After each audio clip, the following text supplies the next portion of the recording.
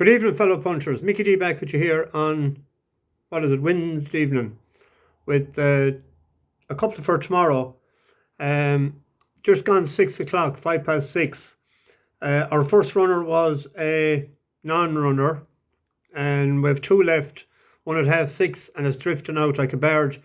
I'm very interested to see how the one in the last race runs, because there's money for it. It's gone 3-1 favourite now, so that's a good sign. It'll like the ground. I'm looking forward to seeing how that runs. We got 9-2 last night. There was a bit of 6-1 earlier, but it was snapped up pretty quick.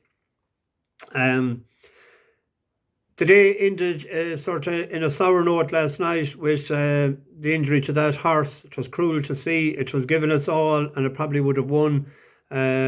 These things happen in racing. It was a tragedy for both horse and the owners and the people. So anyway, that's what happens. Tomorrow, in Leopardstown, the 7:20, the Desmond Stakes. It's a mile race, 7 declared. Boundless Ocean for Jim Bulger.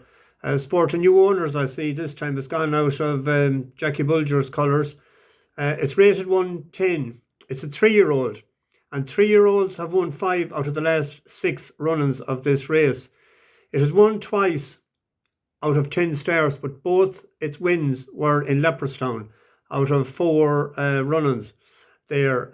Won a maiden and won a Group 3, the Mel Stakes last time in over 9 furlongs, and it won very easily. And there was 3 horses right behind. Second, third and fourth were raced 107, 104, 107. So seems to like the track. It's a 2-1 favourite, 2 points win on that. That's Boundless Ocean. I had another one picked out, but it's gone a bit short now. But I'll give you my views. The 4:15 Salisbury. It's a Group 3. I done the listed race and the group race because I had angles on them. I left a lot of the other races out because it's awful iffy for them this time of the year. Group 3, a mile race, only 4 runners. Modern News let us down the last time. He had a below par effort in Pontefract, but it teamed rain that time just before the off, and I don't know, was the ground a bit gluey or something, but it's rated 111 and it's 6 for 12 lifetime, and it's a 4-year-old. Berkshire Shadow is in the race as well. It's 2 for 9. It won its first 2 starts, including the Coventry Stakes last year, but it hasn't won since. But it has been tried highly. It was 5th in the 2000 Guineas, first time out. It was only beaten 5 lengths. Then it was 6th in the James's Palace Stakes, that's a Group 1. It was 3rd to Mighty Ulysses. But it disappointed last time out, I thought.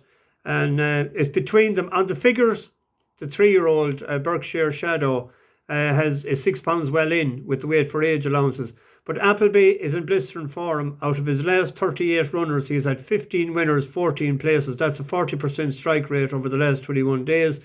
He was 5-4 favourite there, about 5:15 when I checked. So if you want to put him into some of your multiples tomorrow, and maybe do a small double with both of them.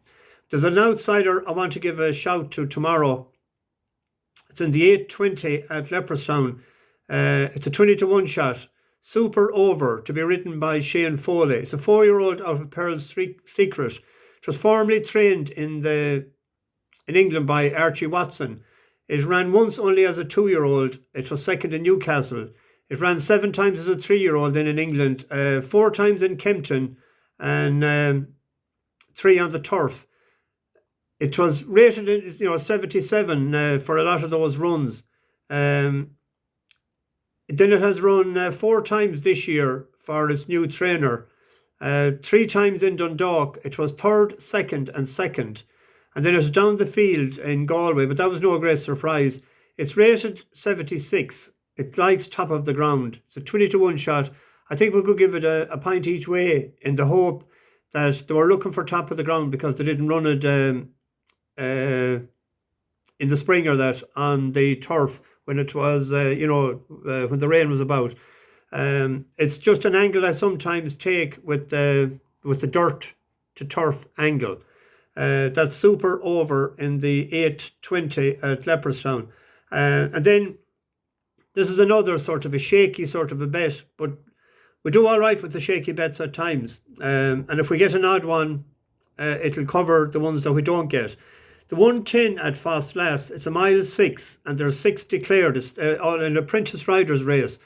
Fairmac is a 4-year-old trained by Mark Johnson. He's only 3 for 31. A bit risky, I thought. First time stepping up beyond mile 4. This is mile 6 race, but I was looking. A half brother was a 6 furlong winner, and another relation sibling was a 7 furlong winner. So they haven't. There's a doubt about the staying capabilities of this horse, and there's a doubt about some of the trainers in form. And I thought at the price, the outsider of the lot at 10 to 1, Indianapolis for Ian Williams. It's a 7-year-old out of Galileo. It'll have no issue with the trip or the ground. When he left James Given for the present year, he was rated 95. It's now rated 70. That's £25 of a drop. You know, it was 5th of 7 last time in Sandown. The jockey had a winner for the year on the 6th of August. I just thought that might be worth £1 to win. Now, it could be second, third or fourth and run well to one of those.